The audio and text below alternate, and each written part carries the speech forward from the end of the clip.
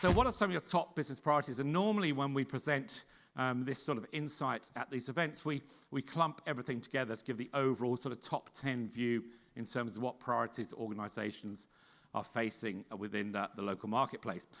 And when you collate it all together, improving operational effectiveness, creating a data-driven organisation come up as really the top 2 priorities collectively for organisations. But we wanted to break that down a little bit into organisational size to see where there are in fact differences. And I won't spend too much time on this chart, but if you look at the first small and medium business angle there as well, it's really about how can we do things more efficiently? How can we optimise expenditure, optimise resources and budgets more effectively? And how can we do that to really understand or identify new revenue opportunities, new business opportunities? So we think about the previous slide where I was talking about we need to redefine the business. For the small and, I guess, medium-sized businesses amongst us, it's really about how can we identify new business opportunities as we move through the next 12 months. Moving through to sort of the mid-market area, we sort of get into that operational effectiveness being really key for many organisations. And we see that in the larger organisations represented here as well.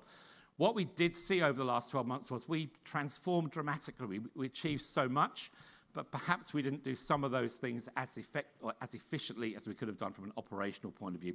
So there's a heightened focus on how we can now be more operationally efficient within our organisation.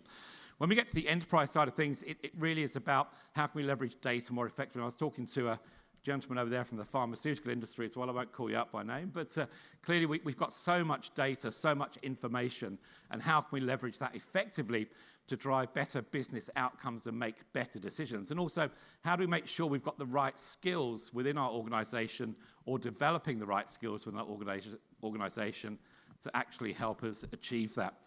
Interesting, when you get to the very large organisations amongst you, optimising costs jumps to kind of number 1, as it was with the small to medium business size organisations as well.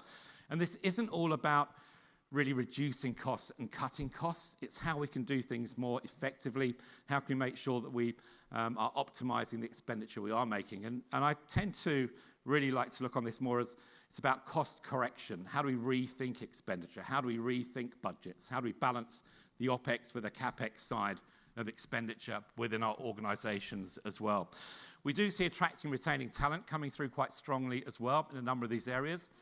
And that really is, I think, as we consider creating a data-driven organisation, identifying new business models, how do we make sure we've got the right skills within our organisation to do that, and how can we attract talent as well effectively? And a lot of that comes back to how we make sure we're delivering the right experiences for our employees, or the expected experiences our employees have within our organisation.